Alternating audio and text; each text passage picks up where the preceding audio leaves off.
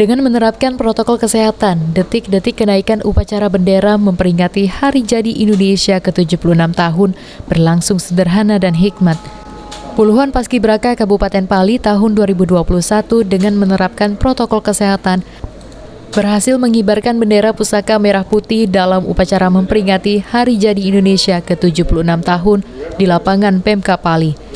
Upacara kenaikan bendera merah putih hanya diikuti peserta TNI, Polri, dan perwakilan OPD, serta sebagian besar melalui virtual untuk menghindari kerumunan.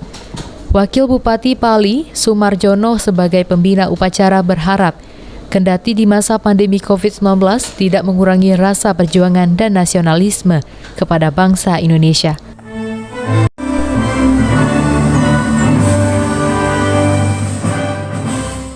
Kita juga perlu menyadari memang situasi kita saat ini sedang dalam situasi pandemi.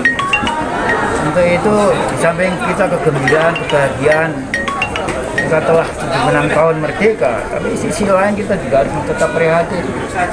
Sampai hari ini pandemi masih juga belum surut, masih tetap ada. Untuk itu kami juga berharap kepada kita semua, mari tetap kita patuhi.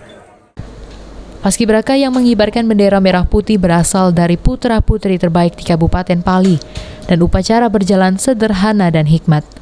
Aji, Pal TV. Seluruh petugas dan juga